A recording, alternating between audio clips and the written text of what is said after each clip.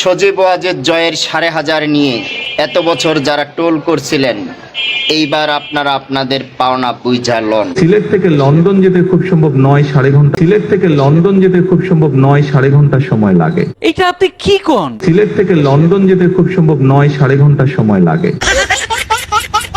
এ উঠালে রে দেবা, উঠালে রে বাবা। 9-9.5 ঘন্টাটা আমার কি রে ভাই?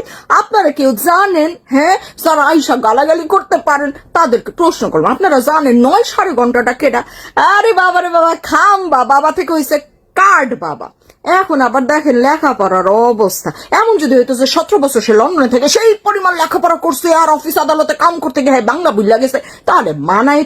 হ্যাঁ তো 17 বছর কোনো কামও করে নাই, লেখাপড়াও করে নাই, বেকার। কমিশন, বিএনপির কমিশনে চলছে, বাংলাদেশের থেকে নেতারা কমিশন তুলে তুলে হারে পালছে, ঠিক আছে।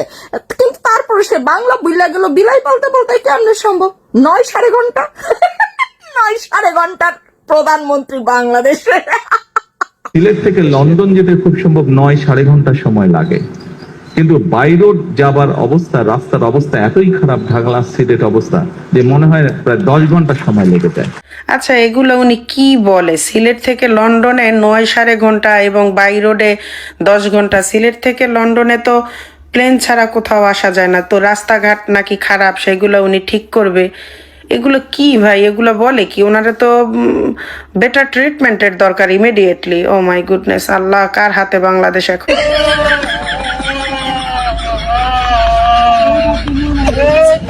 মাননীয় সংসদ নেতার উদ্দেশ্যে বলতে চাই, আপনি খালি হুকুম দিবেন, তাহলে বিরোধী দলের অবস্থান থেকে আপনাদেরকে পতন ঘটানো হবে ইনশাআল্লাহ। মাননীয় স্পিকার, আমাদের একটা তাগাদা ছিল যে এরা সংস্কারের বাহানায় যদি নির্বাচনটা না হতে দেয়, সেজন্য আমরা সবকিছুতে আপোষ করে জুলাই জাতীয় সনদেও স্বাক্ষর করেছি। জীবনে বহুত নেতা দেখেছি রে বন্ধু, যারা পালানো জায়গা পায়নি। তুই পালানো জায়গা পাবি তো বন্ধু।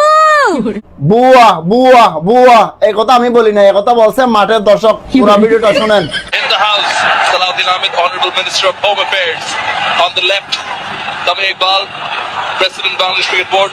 Right behind, Prime Minister's family. গর্ভবতী সন্তান।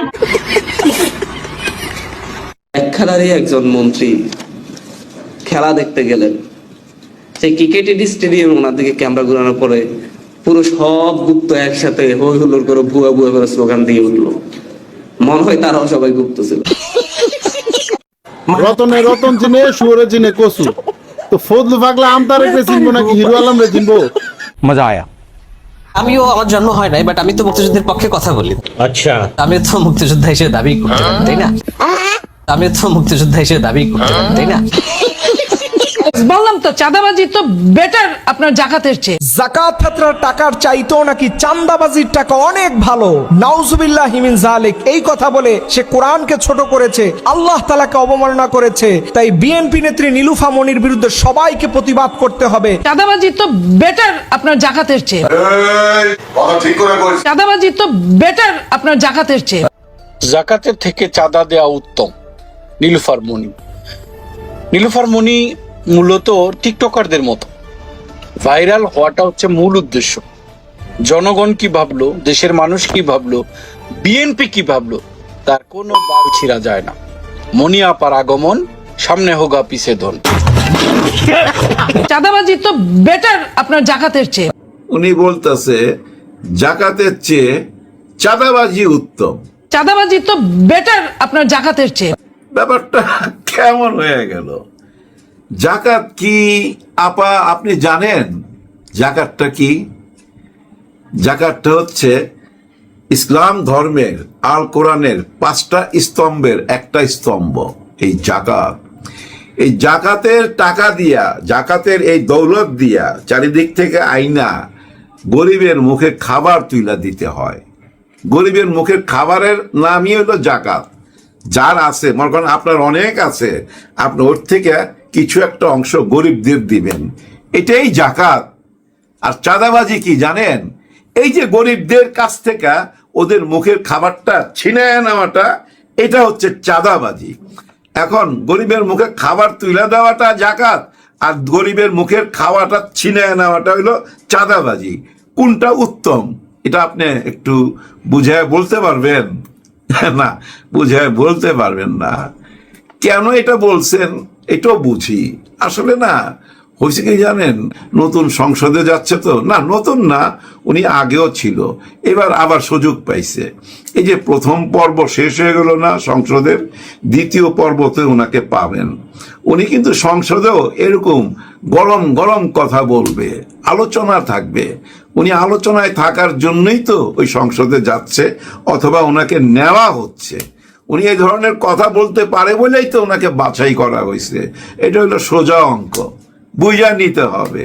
কিন্তু আপা, এটা কিন্তু অন্যায় কথা বলছেন, ক্ষমা চায় নিয়েন, ক্ষমা চায় নিয়েন, কারণ খুব বড় অন্যায় কথা বলে ফেলছে। জাকাত নিয়ে এভাবে কথা বলা ঠিক হয় নাই।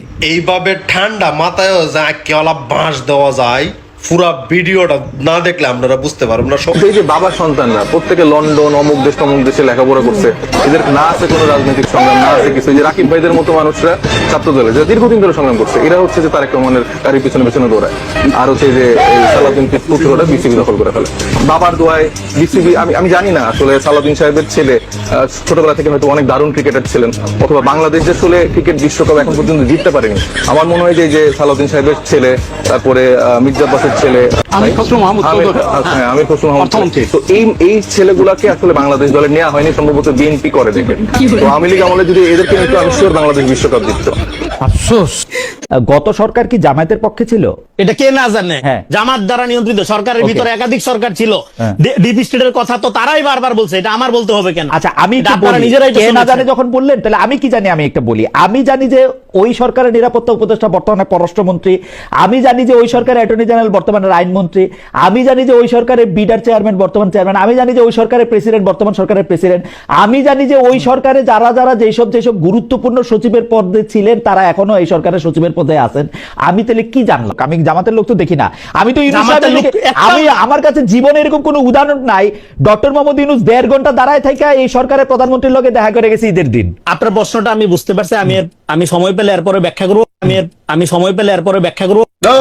এটা হইলো বেটা।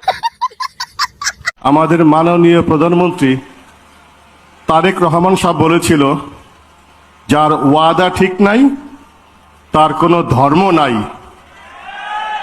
উনি তো ওয়াদা পূরণ করলেন না। উনি কোন ধর্মের আমি জানি না। গজব বেইজ্জতি।